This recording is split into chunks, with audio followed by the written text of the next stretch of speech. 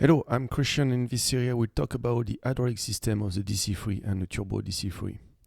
Just before starting, if you want to help supporting my channel, please put a like on the video. Subscribing will help too, but will also provide you a notification when I release my next video. Through the video, I'm going to talk back and forth between the piston DC-3 and the turbo DC-3. So when you hear me talking about the DC-3, I'm talking about the traditional piston DC-3. And when you hear me saying Basler, I'm of course talking about the turbo DC-3. The Basler reuses the same system of DC-3, however some modification has been made. So through the video, I will point out the difference between the DC-3 and the Basler. I am not an AME, just a pilot, so if you disagree on some stuff or just want to start a conversation, leave a comment in the comment box below. For this first video of the DC-3 system, I will talk about the hydraulic. The system holds about 24 quarts of hydraulic fluid, MIL 5606. The tank is located behind the co-pilot seat and can hold 10 quarts of fluid, but only 7 are available to the system. The gauge outside the tank shows only 7 of the 10 quarts. It is possible to refill the tank in the air, but this situation must happen only if you have a leak in the system. Before refilling the tank, read the placard just beside. The hydraulic fluid is sent to the engine-driven pump by gravity.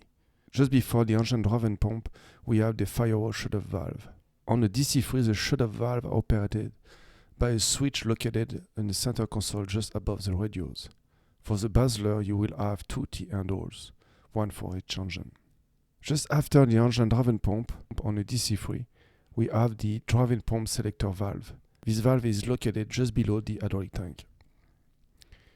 When the valve is on normal position, the left engine-driven pump provides hydraulic pressure to the main system, and the right-driven pump provides pressure to the autopilot. In the situation where the left engine failed and the driven pump is no longer operative, by moving the engine-driven pump handle toward the back of the aircraft, we redirect the pressure from the right-driven pump to the main system. On the Basler, the both engine-driven pump provide pressure to the entire system. The driven pump also regulates the pressure to 875 plus minus 25 psi. In the event of the loss of one engine, the pilot will not have to do any action, as the other engine-driven pump will maintain the pressure into the system. After the engine-driven pump, the fluid passes through an hydraulic filter. For the DC-3, the fluid passes by a pressure regulator who compares the pressure of the driven pump and the system and maintains a pressure between 6 to 875 psi plus minus 50 psi. The pressure regulator will release the pressure and send the excess to the return line, who goes back to the tank. Just after the pressure regulator valve for the DC-3 or the hydraulic filter for the Basler, we have the relief valve. This valve will open when the pressure in the system exceeds 1000 psi, plus minus 50 psi.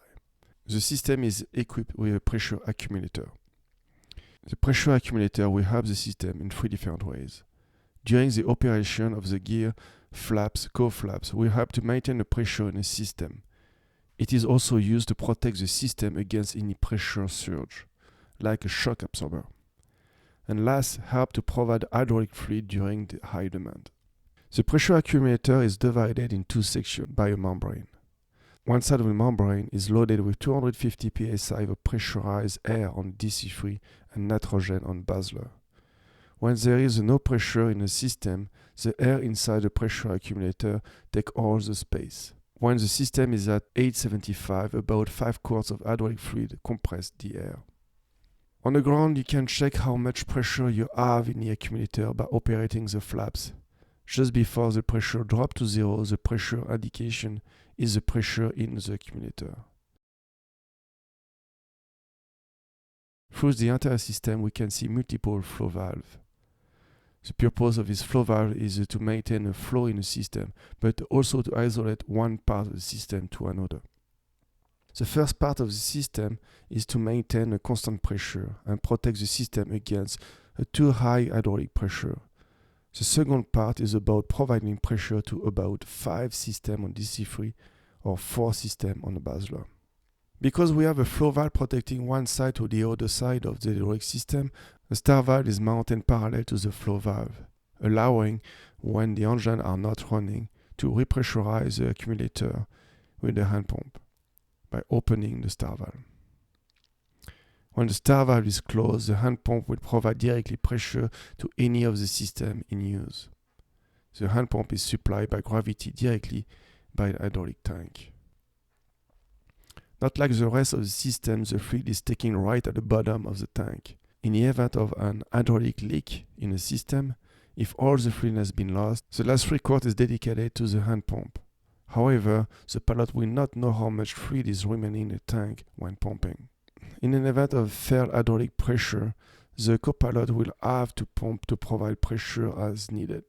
Let's say you land. To be able to use the brakes, the co-pilot will have to pump at the same time the brakes are applied. Hydraulic fluid can expand or retract depending on how hard the fluid is.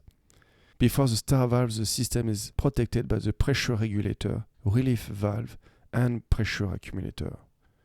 On the other side of the star valve, there is nothing to protect the system against an overpressure. To prevent the pressure to exceed the system limitation. That's it for this video. Here a quick review of the main numbers to remember. The next video will be about the gear system. If you did not do that already, put a like on the video and subscribe to help supporting my channel. Thank you and have a great flight.